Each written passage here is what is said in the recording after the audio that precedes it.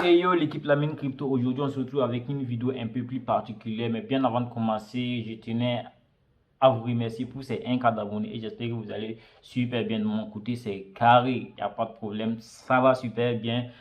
Aujourd'hui, on se retrouve avec une vidéo un peu particulière. Alors, quelle vidéo? On va plus parler de la blockchain de Cardano. Mais bien avant de rentrer dans les détails, cette vidéo a été sponsorisée par l'ONG Incuba. L'ONG Incuba, c'est quoi? C'est tout simplement une organisation non gouvernementale située à Bobo-Dioulasso, précisément au 21 actuellement, dont la présidente est Mademoiselle Laurentine. Donc, je devrais rentrer en contact avec elle très rapidement puisque les données seront en description. Alors, Cardano, c'est quoi? Cardano, c'est tout simplement une blockchain comme toute autre blockchain, comme la blockchain de l'Ethereum, la blockchain de Binance, la blockchain de Solana et autres là. Donc, Cardano aussi a sa blockchain à part, dont la crypto-monnaie s'appelle le EDA. Et leur projet, c'est tout simplement lever des fonds, vous aider à réaliser vos projets. Ça veut dire que le Web3 est en train d'avancer très rapidement de telle sorte que vous n'avez pas besoin aujourd'hui de participer dans les ICO, mais de faire des levées de fonds avec les ICO, les IU, les IPO pour réaliser vos projets. Et ceux qui n'ont pas de notion sur la blockchain, ceux qui me suivent sur cette vidéo et qui ne savent pas c'est quoi la blockchain, pas de panique, ne quittez pas la vidéo parce que même sans comprendre la blockchain, vous pouvez réaliser vos projets à travers la blockchain de Cardano, même sans savoir ce que c'est. Alors, qu'est-ce que la blockchain de Cardano?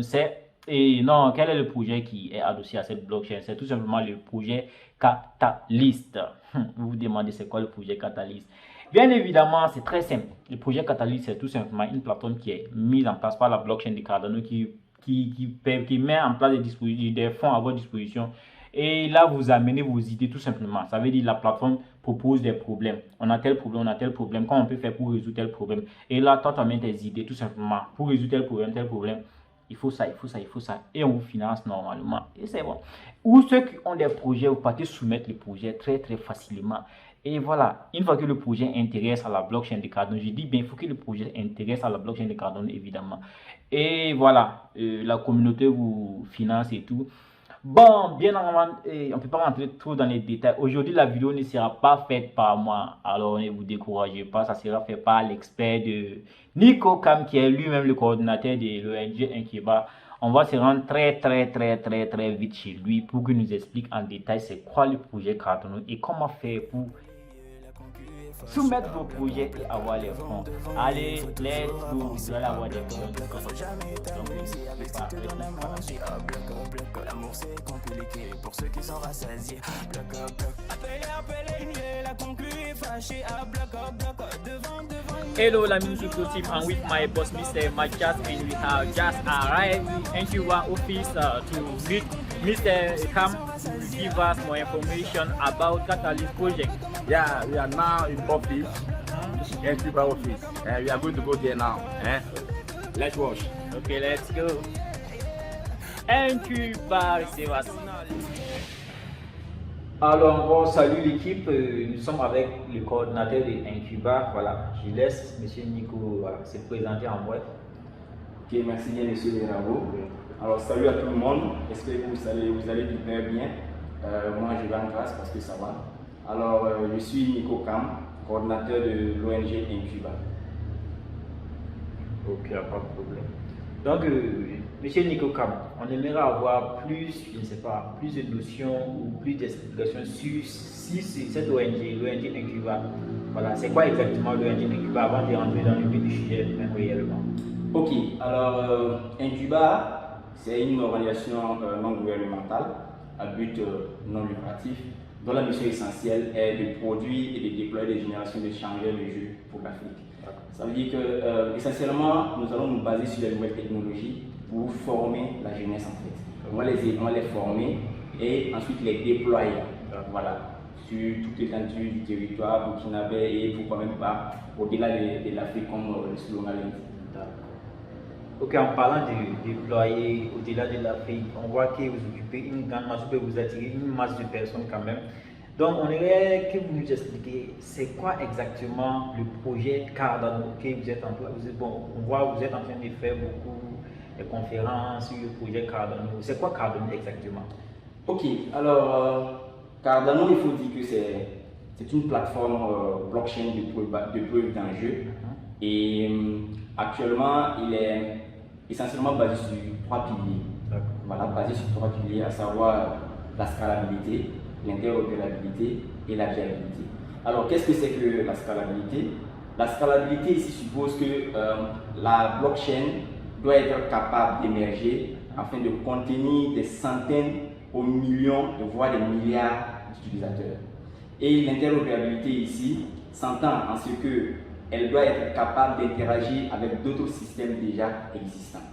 Et pour ce qui est de la viabilité, avec cette blockchain, on doit être capable de déterminer qui paye et qui décide.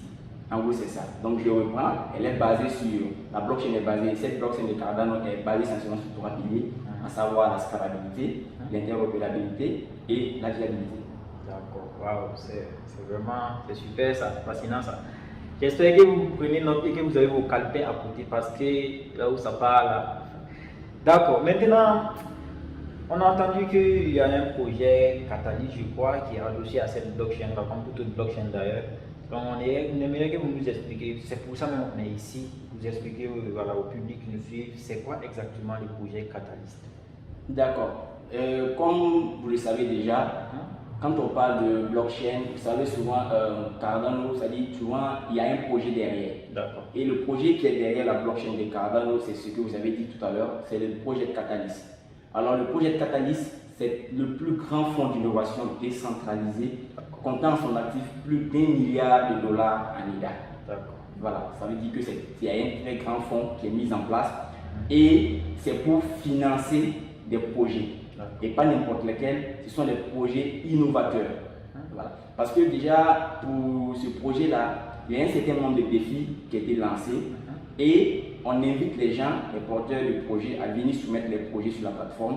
Et il y a tout un processus à suivre que nous allons après voilà, expliquer. Voilà, si toutefois vous arrivez à faire tout ce processus-là, dès lors que votre projet est voté, vous recevez des fonds pour la mise en œuvre de votre projet. Voilà. Mais je le répète, il faut que votre projet soit un projet innovateur, en fait intéressant la blockchain de Cardano. Parce que je l'ai dit tantôt, ce sont des défis qu'ils ont lancés. Et donc, c'est en fonction des défis que vous allez soumettre votre projet. Quand vous allez aller, par exemple, et je vais le dire, ça se passe sur la plateforme IDScale. Voilà, vous tapez juste www.cardano.idscale.com. Et puis après, voilà, vous allez donner ça en description. Pour ceux qui seront intéressés, ils pourront aller sur la plateforme pour avoir de plus amples informations. Voilà. En gros, c'est de façon résumée en tout cas ce que je peux dire sur, voilà, sur ce projet-là. Wow. S'il y a d'autres questions, peut-être que dans le fond, on pourra encore expliquer davantage. Ok, c'est super ça. Donc, ce que j'aimerais savoir, puisque vous avez parlé tantôt de projet, voilà, il faut que les idées intéressent bien sûr à la blockchain de Cardano pour que vous puissiez avoir des fonds, et vous avez bien dit des fonds en EDA, la crypto-monnaie. Vous voulez bien parler de la crypto-monnaie de... Exactement, parce que la crypto-monnaie qu'utilise Cardano, c'est EDA. Ça veut dire que quand par exemple votre projet est financé, vous n'allez pas recevoir les fonds en dollars. La devise, ce ne sera pas en dollars. On va vous donner les fonds en EDA. Ce qui suppose qu'au préalable, pour quelqu'un qui veut soumettre son projet sur la plateforme, doit au préalable avoir un compte Yoroi. Ça veut créer un compte Yoroi qui est bon. Yoroi, c'est une application, c'est-à-dire c'est un portefeuille électronique qui est de Cardano. Ça veut dire qu'il crée l'application, ton compte d'abord sur Yoroi. Et quand tu vas créer l'application sur Yoroi, tu auras ton adresse. Donc en soumettant le projet, il y aura cette adresse-là que tu vas introduire. Là, toutefois, si ton projet est retenu, on te donne ton financement à travers cette adresse. On te verse la somme à travers cette adresse. Si c'est 1000 $ par exemple, on va te verser les 1000 $, la valeur, l'équivalent des 1000 $ en EDA, que tu pourras évidemment voilà, retirer. Ça veut dire que quand tu reçois, comme bon, les crypto-monnaies, vous savez, c'est une monnaie volatile, ça peut monter comme ça peut, voilà, c'est flexible. Donc c'est mieux que quand vous recevez vos fonds, vous les transformer en USDT pour éviter que voilà, ça puisse connaître, voilà, que ça chute en fait. Voilà. Donc si je comprends en résumé, le projet, il s'agit tout simplement, il y a une plateforme qui est là, vous avez dit IDScale.com, et là généralement il y a des problèmes qui sont posés par la plateforme. Et moi, jamais des idées pour voilà, répondre, éradiquer ces genres de problèmes. Et maintenant, pour les fonds, il faut que je crée un portefeuille, c'est ce que j'ai dit, Yoroi. Yoroi, c'est un portefeuille comme Trust Wallet, ce sont des dApps, des portefeuilles décentralisés, dApps, Trust Wallet, MetaMask, il y a Yoroi qui est le portefeuille même de la crypto-monnaie. EDA, voilà, au tuto de la blockchain Cardano. Et là, vous ne recevez pas vos fonds en dollars. Et en France, c'est pas via Orange ou via les comptes bancaires. Non, non, non. On vous envoie les pièces, la monnaie EDA en fonction de la somme que vous avez demandé sur votre portefeuille électronique. Et là, vous allez les transformer ou les swapper plutôt en USDT afin de les recevoir sur votre monnaie et votre devise que vous utilisez chez vous. Donc, en bref, c'est un peu ça. Exactement. Ok, il n'y a pas de problème. Et maintenant, ce que j'aimerais savoir est que, par exemple, si j'ai fini de soumettre mon projet, comment l'équipe, il y a une équipe qui décide si le projet est bon ou bien n'importe quel projet peut être accepté ou voilà. Il suffit que je donne le projet selon mes finances, mais comment ça se passe? Ok. Je disais tantôt qu'il y a tout un processus à suivre et vous avez bien fait de le mentionner. Il y a effectivement toute une équipe qui est derrière. Et il y a, par exemple, il y a différents rôles sur la plateforme. Nous avons ceux-là qu'on appelle les proposants, qui peut être vous et moi, ou voilà, vos abonnés, n'importe qui peut être proposant. Voilà. Il y a les proposants, il y a les évaluateurs de projet, il y a les évaluateurs vétérans de projet, et après, nous avons au sommet la communauté elle-même après qui va voter. Voilà, c'est les projets qui pourront être susceptibles d'être retenus. Voilà. Ça, c'est de façon résumée. Peut-être qu'après, on pourra peut-être après revenir peut-être sur le contenu exact, pour pouvoir peut-être définir un peu le contenu pour vos abonnés après. Bon, c'est une possibilité. Donc, dès que le projet il est soumis, ça passe par différentes phases. Voilà. D'abord, la phase de soumission, vous avez soumis votre projet en respectant effectivement les différentes étapes qu'on va peut-être après présenter également. Et après la soumission de votre projet, on aura une phase d'évaluation. Voilà. Et les gens vont venir, voilà, apporter des commentaires sur votre projet. Voilà, ces commentaires-là vont être importants dans ce sens que ça va vous permettre après d'affiner. Parce que dans les différentes phases, il y aura une phase d'affinement du projet. Ça veut dire que dès lors que les gens viennent commenter votre projet, apporter des suggestions et autres, vous aurez après la possibilité dans la phase d'affinement des projets de venir apporter des modifications sur votre projet. Voilà, ça veut dire que s'il y avait des choses à parfaire, vous allez les parfaire et comment en vous basant sur les suggestions et les propositions qui vous ont été faites et données par les évaluateurs de projet. Voilà. Donc après ça, on a les évaluateurs vétérans, comme le nom l'indique, et de façon hiérarchique, ils sont vus comme les supérieurs, par exemple, si on peut le dire, hein, des premiers, c'est-à-dire des évaluateurs de projet. Ils seront amenés à apporter encore un autre regard sur l'évaluation des évaluateurs de projet. Parce que ça peut arriver, quelqu'un peut venir faire une mauvaise appréciation de votre projet. Et je tiens à le souligner, c'est très important. Dès lors que vous êtes dans la communauté, vous êtes inscrit sur la plateforme, ne soyez pas passif. C'est important d'être actif dans la communauté, de suivre de très près les différents projets que vous avez soumis. Pour que si quelqu'un vient faire un commentaire, même si vous n'avez pas trop de choses à dire, faites l'effort de venir au moins remercier la personne pour le commentaire que la personne a dû faire. C'est important également parce que quelqu'un peut venir faire un commentaire déplacé. Parce que j'ai mon projet, je sais comment j'ai soumis mon projet, je sais vers quoi je veux orienter mon projet. Peut-être celui qui est venu pour apporter un commentaire a mal compris peut-être l'idée. Donc si la personne fait un commentaire déplacé, vous venez en commentaire pour répondre, pour un peu recadrer. Vous dites non, de toute façon vous avez vu la chose, c'est pas comme ça. Il faut plutôt voir ça dans ce sens-là. Donc ça évite de laisser des mauvais commentaires, des mauvaises évaluations sur vos projets en fait. Donc c'est très important d'être actif. Ne venez pas soumettre et après vous disparaissez. C'est pas intéressant. Et le fait d'être actif, ça donne encore plus de poids sur votre projet en fait. Okay. Et là, en parlant de plus de gens, qui peut soumettre des projets? Par exemple, est-ce qu'il y a des personnes qui sont visées qui peuvent soumettre des projets? Qui peut projet des étudiants, des élèves, des travailleurs, qui peut soumettre son projet? Oui, je le disais, c'est-à-dire n'importe qui peut être proposant. Pas besoin d'avoir une qualification particulière pour pouvoir soumettre son projet. Voilà. Il vous suffit seulement de savoir que sur la plateforme, il y a un certain nombre de défis qui sont lancés. Voilà. Donc quand vous êtes sur la plateforme, je suppose que vous avez déjà créé votre compte.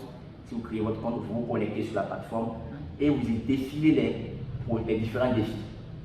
Vous défilez les différents défis et vous regardez si jamais vous tombez sur un défi qui intéresse l'idée que vous avez.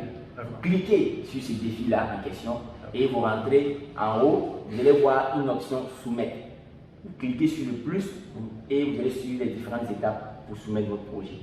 Alors donc tout le monde peut être proposant, tout le monde, il n'y a pas de discrimination possible, tout le monde peut. Il suffit seulement d'avoir des idées innovatrices plutôt, voilà, qui intéressent la blockchain et qui apportent des solutions aux défis qu'ils auront voilà, présentés sur voilà, la plateforme en question. D'accord, pas de problème. Ah, je crois que je viens d'épuiser mon bloc-notes là. Ah. Je n'ai plus de questions que je peux poser. Peut-être l'équipe a encore une question et là, il y aura les données en description. On aura les liens du groupe WhatsApp, groupe Telegram, groupe Facebook, et groupe Twitter. Voilà, il y aura tous les données en description. Donc il suffit de cliquer tout simplement et ça vous lance directement et vous pouvez poser vos questions comme vous voulez. Mais maintenant, peut-être qu'on va demander à M. Nico, actuellement M. Cam, s'il peut nous amener sur la plateforme elle-même, IdeaScale et IdeaScale, c'est ça non? Ouais, IdeaScale.com pour nous expliquer comment il faut faire la pratique, comment il faut soumettre, à quoi ressemble cette plateforme et tout. Donc ça c'est vraiment possible. Hein? Oui, il n'y a même pas de souci, c'est possible parce que vu que c'est en ligne, il suffit juste de mettre les coordonnées, de mettre l'adresse et de lancer. Et puis voilà, on sera sur la plateforme, c'est très facile et c'est très pratique. Donc... Alors, nous voilà, on va essayer d'aller sur la plateforme de Project Catalyst. Alors vous tapez, dès lors que vous êtes sur votre navigateur, alors je tiens à préciser qu'il faut utiliser le navigateur Chrome parce que le site il est essentiellement en anglais. Alors vous tapez juste ideascale.com, ok, ideascale.cardano plutôt, et vous lancez la recherche. D'accord. Donc dès lors que le résultat apparaît sur votre écran, cliquez juste là sur Project Catalyst. Vous qui n'avez pas d'abord un compte, quand vous allez rentrer, il y aura la page d'accueil qui va s'afficher. Vous aurez juste à cliquer sur Inscription. Vous cliquez sur Inscription et vous suivez les différentes étapes pour créer votre compte au préalable sur la plateforme IdeaScale. Donc voilà, ça veut dire que quand vous êtes sur la plateforme et que vous avez une idée par exemple à vouloir soumettre, c'est là. Vous voyez, là, soumettre son projet. Vous voyez l'onglet avec le plus là. Vous cliquez sur ça et il y aura les différentes étapes à suivre pour la soumission de votre projet. Voici l'accueil. Vous voyez un peu, voilà, quand vous êtes là, vous êtes catalyseur de projet. Donc, là, ce sont les intitulés des différents défis. Quand vous êtes sur l'accueil, vous allez voir les différents défis. Vous voyez les défis qu'il faut filer. F9, c'est parce qu'actuellement nous sommes au fond 9. Ça veut dire que le projet a débuté par le fond 1, le fond 2, le fond 3, ainsi de suite, jusqu'à ce que nous soyons au fond 9 présentement. Maintenant, il n'est plus possible de soumettre un projet parce que la phase de soumission des projets est passée. Bientôt, on aura les résultats des votes et on saura quels sont les projets qui ont été financés. Donc, il n'est plus possible de soumettre son projet pour ce fonds-là. Mais soyez sans crainte, il y a le fonds 10 qui va être lancé bientôt. Et si tout va bien, en septembre. Alors, dès lors que vous êtes là, vous identifiez un peu vos défis. Supposons que je veux par exemple cliquer sur ceci. On dit écosystème. Voici comment est-ce que... Et puis, chaque défi pose la question, comment pouvons-nous? Comment pouvons-nous? Est-ce que vous voyez? Donc, vous cliquez dessus. Voilà. Donc, vous voyez, développer écosystème des développeurs. Là, nous sommes dans le défi intitulé écosystème des développeurs. Et donc,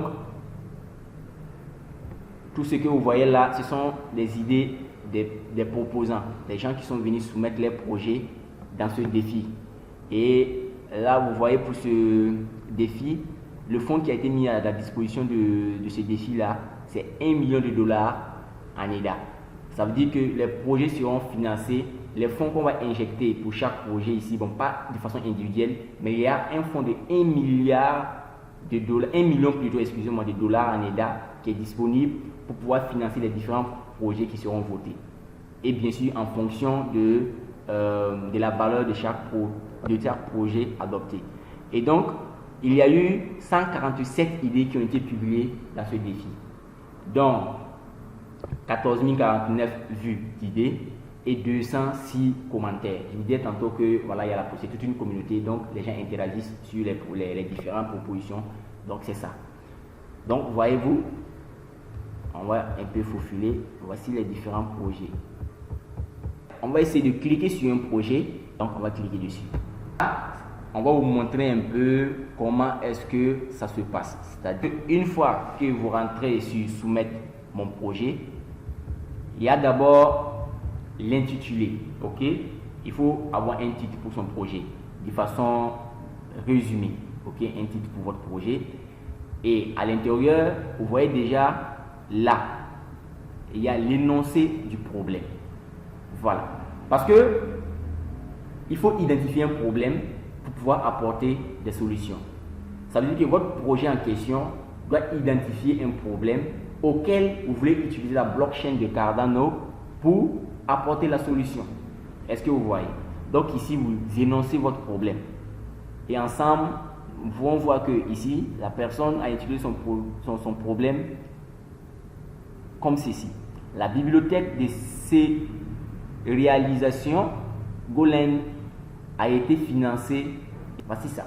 Donc, ça veut dire que le problème en question doit suivre, on doit en fait ressentir dans l'énoncé de votre problème déjà, voilà, je vais le dire comme ça, un problème déjà que vous avez décelé et la solution que vous tentez d'apporter. Et plus bas, vous voyez, on va vous demander de préciser si votre proposition a été traduite automatiquement en anglais à partir d'une autre langue. Là, il demande de résumer votre solution au problème. Et la réponse qu'ils ont dit ici, c'est que implémenter la prise en charge de Bluetooth, y compris l'élément de Fauche Basile, dans la bibliothèque de ces réalisations Golang. Et donc, en bas, il y a le résumé. On va vous demander de résumer votre expérience pertinente.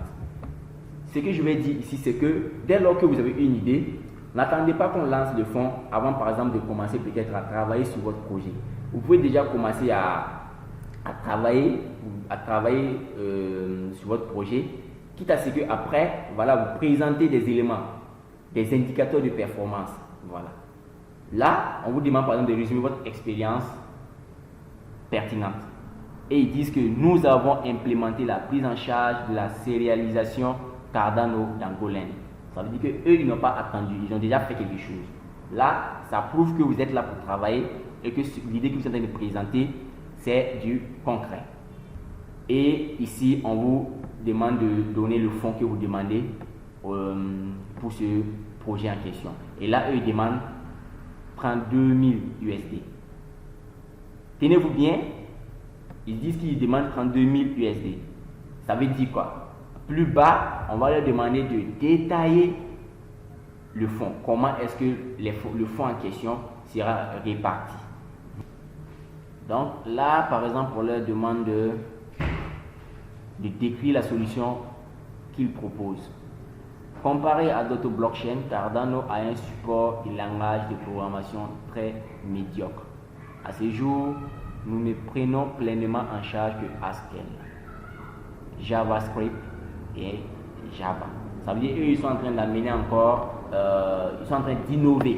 Donc, je vous disais qu'il faut proposer des solutions qui vont amener, c'est-à-dire à innover. Est-ce que vous voyez, qui tendent à innover, à apporter des choses différentes de ce qui existe déjà en fait. Et là, on va leur demander de décrire comment la solution qu'ils proposent répondra aux défis dans lesquels ils l'ont soumise. Et donc, on leur pose encore une question. Quels sont les principaux risques qui pourraient vous empêcher de bien mener le projet et veuillez expliquer comment vous atténuerez chaque risque. Donc, c'était juste pour vous présenter, pour vous montrer en quelque sorte comment est-ce que ça se présente en réalité sur la plateforme. Donc, vous pouvez prendre ça comme un exercice, rentrer, visiter la plateforme, créer votre compte et essayer de cliquer sur les défis et visiter les propositions déjà existantes. Et vous verrez comment est-ce que voilà, les gens ont procédé pour pouvoir soumettre. On leur demande par exemple la faisabilité. Il faut que le projet que vous soumettez puisse être réalisable. Voilà. Et ça doit avoir un impact également. Et on doit être capable d'avoir une certaine auditabilité. Parce que ouais, on ne va pas vous financer et ne pas savoir comment est-ce que vous allez utiliser ces fonds-là concrètement. Et une chose à préciser, c'est que vous n'allez pas recevoir tous les fonds. Les fonds vous seront envoyés par tranche. Je prends un exemple. Si votre projet doit connaître un temps d'exécution sur 6 mois par exemple, Les 3 premiers mois, vous pouvez avoir la première tranche pour commencer l'exécution et quand vous serez à terme des 3 mois, vous allez fournir votre rapport. Dès lors que le rapport est validé, on va vous envoyer encore la deuxième tranche des 3 mois suivants, ainsi de suite jusqu'à épuisement du fonds. En gros, c'est comme ça. Alors l'équipe, nous sommes à la fin de cette vidéo, j'espère que vous avez bien suivi et que votre calepin est rempli actuellement. Donc on ne va pas trop parler, voilà. Juste vous dire qu'on va laisser voilà, les liens de Incuba déjà, les liens Facebook, les liens Twitter, les liens Telegram et le groupe WhatsApp bien évidemment pour ceux qui veulent soumettre des projets, il y aura le lien du groupe WhatsApp. Voilà, vous cliquez tout simplement et vous rentrez dans les groupes automatiquement et c'est très pratique. N'hésitez pas également à suivre Incuba sur le groupe Telegram, il y aura également les liens. Alors on va remercier M. Camp pour cette belle présentation. C'est moi qui vous remercie pour l'intérêt accordé à Incuba et à tous ceux qui nous faisons. Ok, et voilà, j'espère que vous allez nous faire une autre vidéo très bientôt. Nous sommes au fond 10. Au fond 10, ça sera lancé en septembre, je crois. Oui, le fond 10 sera lancé.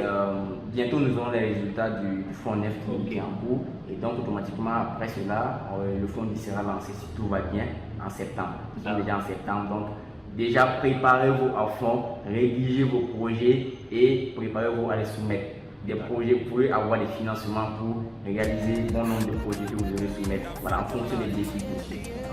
Alors comme vous l'avez bien compris, le projet ne fait pas de discrimination.